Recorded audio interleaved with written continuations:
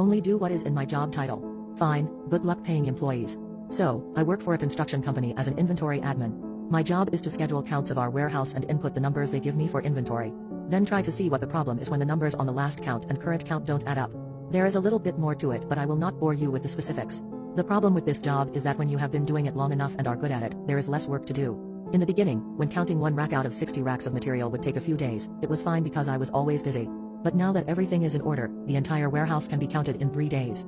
This leaves me bored most of the time. So, to fix this I studied up on our cloud-based ERP service that we use for all internal and external transactions and have become sort of an expert on it. Every single aspect of this company uses this ERP service to do its job. Timesheets, HR, payroll, accounting, scheduling, management, manufacturing, ordering from vendors, delivering, inventory, etc. all run through this ERP service. So this service must be up and running perfectly 24/7. I became so proficient in this service that our VP decided to cut ties with our consultants of the ERP because I could do what they did but better, quicker, and much cheaper. For reference, we were paying these consultants $5,000 a month just to be on standby if we needed them for some sort of problem that could arise from using this ERP and had to dish out more money to fix those problems depending on how many hours of their time was spent to fix said problems. Not sure of their exact rate, but it was something like $200 an hour and they took weeks to fix anything, while I could fix the problem in time for my daily afternoon poop break. I never got an official job title or raise of any kind for being an expert on this service. The company just saw me being able to do it and let me fix things that happened so they no longer needed outside help. I wasn't too upset because it gave me something to do, so I was glad to help the company save money, even if none of that money fell my way. Skip ahead a few months. We now have a new warehouse manager and someone in the warehouse ducked something up in inventory by sending a bunch of materials to the wrong job with no records of it being shipped. We are talking $500,000 duck up here. On the same day, our ERP had an update that caused a bunch of bugs with our accounting department. So, I decide to work on the ERP problem first because the warehouse duck up is more of a delayed duck up and not stopping anybody from doing their job at the moment, while this accounting problem means our bills are not able to be paid. You can guess what kind of issues we will have if bills are not paid. The ERP bugs turn out to be quite big and numerous, so it ends up taking me a couple of days to figure out, but I fix it before any bills are due and decided to take lunch a little early to celebrate a victory. Crisis averted. The new warehouse manager storms into my office after I get back from lunch and is livid. The bosses were pinning the blame on him for the warehouse duck up.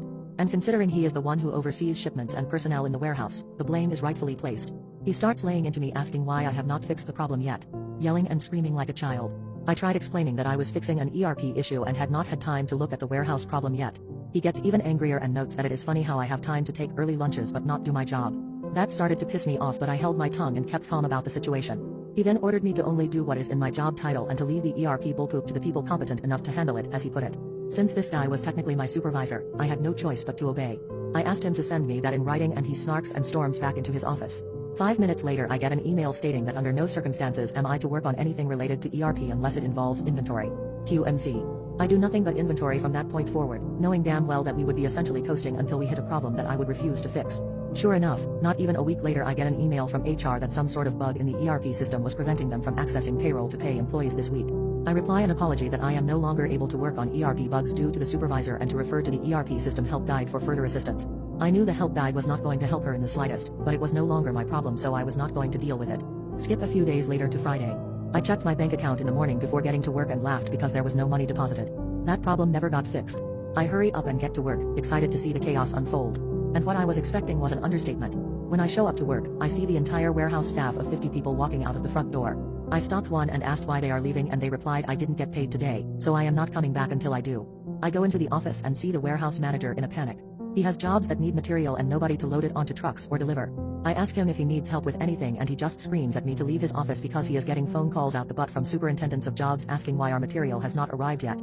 I pass by HR on the way to my office and see a bunch of the bosses huddled up over her computer with her with angry and confused expressions on their faces, I guess trying to figure out the problem. I felt bad for her because it was something out of her control, but I knew she would ultimately be okay because she had been there for so long that they would never fire her. When I get to my office, I see the VP waiting for me there. He has a very pissed off expression on his face. When we get inside, he demands to know why I did not fix the problem in HR when she emailed me about it.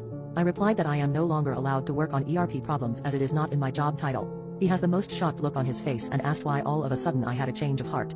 I show him the email from the warehouse manager and I could see the dots connect in his head. He immediately storms out and I see him heading straight to the warehouse manager's office. They were in there for a few hours, but eventually, he comes back to my office. He seems calmer now and asks me politely if I can fix the problem in HR and if I can resume fixing the ERP if needed. At this point, I liked the relief of responsibility and told him I would only do it if he put it officially in my job title along with a raise. His calmness turned to anger again and he says I cannot believe you. As he storms out and returns to his office. A few hours later, he sends out a mass email that he has hired the old ERP consultants to fix the problem and that next week, everyone would be paid for the money they are owed, along with the money they earned if they returned to work. This one surprised me as he would rather pay over $60,000 a year to consultants than give me a few extra bucks an hour for better work. I think he expected me to change my mind and just do it for my paycheck, but I decided to wait because I knew how these consultants were, and if they managed to fix this problem in a week, I would streak naked through the office. Most of the warehouse staff agreed to return but were still upset about not getting paid. Sure enough, next Friday comes around. Nobody gets paid again. At this point it is becoming a real problem and the entire staff is becoming agitated. They have bills to pay. I even heard a bunch of the warehouses talking about some competitors nearby they could go work for. At this point, I even considered just fixing the problem because the warehouse didn't deserve to be treated like that due to poor management. Maybe I am the butthole here for this, but I am severely underpaid and can barely afford my apartment. There is no reason I should do extra work for free. That same day, the VP returns to my office and hands me papers. These papers said that I would be promoted to a newly created position that dealt with inventory/ERP upkeep. It would be its department and he would be my direct supervisor, also came with a hefty raise. All I had to do was sign and agree. I looked up at him after reading the paper and he had the saddest look on his face. Please just sign it. The consultant said it would take them weeks to get around to fixing it due to the high volume of clients they have taken on and we cannot keep skipping paychecks. I happily signed it and immediately got to work on the HR issue. Managed to even fix it that same day. It was just a simple problem with the permissions of HR and payroll in the ERP due to the update.